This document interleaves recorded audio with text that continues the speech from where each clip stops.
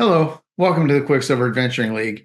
Today I want to do another video on my DM tips based on the game session I had last Saturday. This will be my November 16th edition, episode 2. If you like the channel, please hit subscribe and like this video, but on to the content. Last week we left the group, they had just exited a safe house and we ended the game. They had, one of the party had seen someone hiding in the shadows, got a glimpse of them before they disappeared.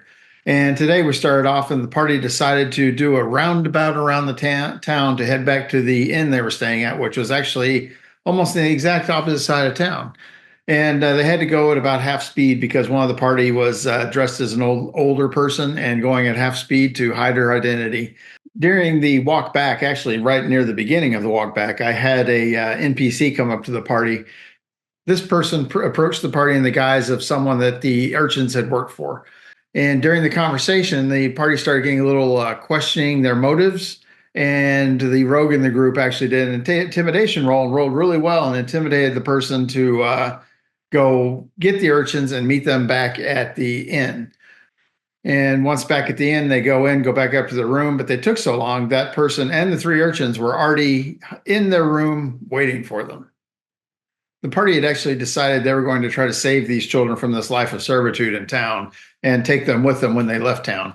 You know, paid them off for the urchins to work for them for a few days to get this halfling to leave.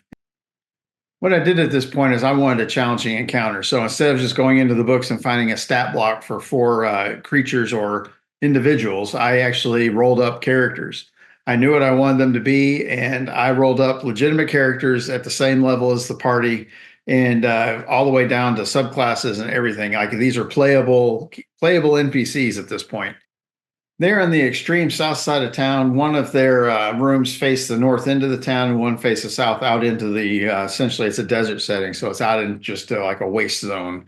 And so they actually had one of the rooms over there where their 6 charges are staying, and so they took the 4 of them, the 3 children, and everyone into that one room. So there's a lot of people. And then one of them climbs out the window, the monk, and she runs over to the stables and gets the wagon ready. And it's camels, and they get their animals together and then bring the wagon underneath the window. And this is where it gets interesting because that person's down in the wagon, and all of the 6 charges plus the 3 children are all down into the wagon. And at this point, I've had time to prep. Hitching up a wagon and getting animals ready is not a quick process. So that took several minutes to get done. So my antagonist group has had plenty of time to prep. I've got one on the roof. I've got one on the stable roof. I've got one out hiding in the dunes. And then I've got one out in the hallway just waiting for the right moment. And so I am good to go. One thing is the DM too, if they had not gone that slow and if they had like beeline straight to that, I would have had a completely different encounter because I would not have had time to prep at all, because this group for the most part was back at the original inn where they were talking to their contact, and they would have had to have been more of a chase than an ambush. So you may want to keep that in mind as your players make decisions. You want to have a realistic outcome. You know, so in this case, since they took so long to get there, I've shifted into ambush mode. But if they had just beelined, I would have had to have shifted into chase mode. This too is where you need to make sure that surprise is still a factor. So when they're being followed, I work with my passive perception for the party and then the stealth roll on the person following them. Unless one of the groups says, hey, I want to check to see if someone's following me. So then I have them do an active perception roll, which is still against my NPC stealth roll, and give them a chance to see someone trailing them. But none of them saw anyone following them at this point. Just remember, the game is really for them. So if one of them had rolled higher than my stealth and seen them and changed the entire dynamic of this ambush that was getting set up, then that's what's going to happen. And the party is going to be rewarded for the roles and the thought processes they took into for covering their retreat. And if that messes up what I was planning, so be it. The story is still long-term, and I get to enjoy the long-term story. And this wrench is just more fun. Let's see where it plays out. So this is the point where I sprung my trap. There's actually a wagon being pulled by 2 camels in this case. There's a 3rd camel that's being ridden, and then one of the party has a large riding lizard. And so that's what the setup looks like. There's the 9 in the wagon. 2 of the player characters are down there. One's on the lizard, one's driving the wagon. And then there's two up in the room. And when the two in the room, one of them starts to leave, that's when I have my archer out in the dunes fire on her, hit her twice, and she falls back into the room. And the player just called out that they did not call out. So no one down in the wagon, I had them roll perceptions, noticed anything. And also, when that character shot, I have a rogue up on the roof, and the rogue swings down through the window and lands in there. And the guy in the hallway barges through the door. So there's two characters up in the room on the second floor. Then there's two NPCs in that area too. There's one out in the dunes, and there's a fourth one unaccounted for at this point. So the wagon driver notices the rogue jump into the room. She tells the people in the wagon, one of them to take the wagon and just take off, just have them leave while she climbs up into the window. So that happens. And so the wagon's gone. And then just a quick summary, the one that got shot jumps out the window, gets up on the extra camel. And then at that point is when I have it's a bard, and I have the bard up on the stables cast a major image. I just make a large dragon image in front of them. It actually does not scare the party, but it scared the animals, which is what I was hoping for. I rolled their reaction to this, and they rolled very badly, and the animals bolted. So I had the party members on the animals roll animal handling. Both of them failed, and I had them roll which direction. I did a D6 just clockwise around, and one bolted exactly backwards, and one went out into the waste.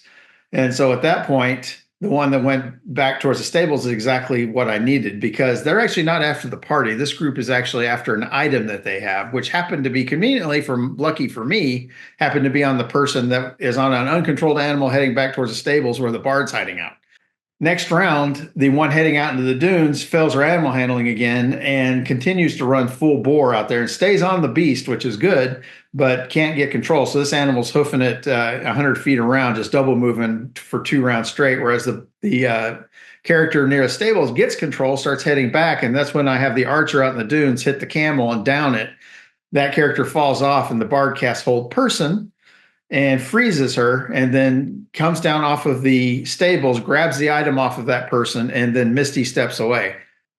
While all of that's happening, the 4 characters in the room, the PCs and the 2 NPCs, I have a rogue PC fighting off. It's actually a paladin, and they're fighting, and then the NPC rogue and the monk are fighting. The monk gets the rogue and hits a stunning strike and knocks the rogue unconscious. The player character rogue jumped out the window because they're thinking they're going to try to escape and actually regroup with everybody. Then I have the paladin. The monk jumps out as well, and then the paladin actually does the reference of one of the player characters did when I described what's going on is the Kool-Aid Man. So yes, they Kool-Aid Man through the wall where the window is. I rolled a 20 for how well they broke through the wall, so I did a full bore Kool-Aid Man and did a superhero 3-point landing when he landed, and all that's happening. And when he sees that the bard has gotten the item they need, the bard Misty steps away, and then the paladin Misty steps away, back up into the room, picks up the NPC rogue, and escapes through the end because they've got what they needed. They got the item. They don't care about the party. The moral to this story as a DM is that not every encounter has to end in some group dying or some group knocked unconscious, some group, just knocked out of commission, whatever. It does not have to be a fight to the death. This fight had purpose. I had the NPCs have a specific purpose, and if they could not get that item, then it would have maybe been a fight to the death. But in this case, they got what they needed, and they got out.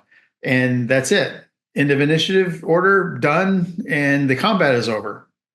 The party regrouped, caught up to their wagon, and then went out and hid in the dunes and did a long rest. And no one was chasing them. The NPCs got what they needed. No one else was really looking for them at this point because the town's still kind of a mess from the bar, and they are out in the dunes resting, figuring out their next plans. And we'll see what the party does. But it should be quite entertaining. One thing I like about groups like this is I can actually make this group recurring if I want to. So let's say the party's gotten up to level 7 or 8 and it's been weeks or months game time. I can actually have this antagonist group also be mere level of the party and have them reappear. Just remember, don't get stuck in the individual moments of the overall story that you're trying to tell as a DM. If something goes kind of south and it kind of maybe puts a wrench into the way your story's going, let it happen. but then modify later on to bring it back into track. You don't want to limit what your players do. So it's their game too. And if they make a decision that's fun for them, it's not quite what's best for your story, go ahead and let it happen and find a way to weave it back in later on. I hope you found this video fun and informative, and maybe something you can use in your games. Thank you for watching. And if you like the channel, please hit the like button and subscribe. But thanks, and see you next time.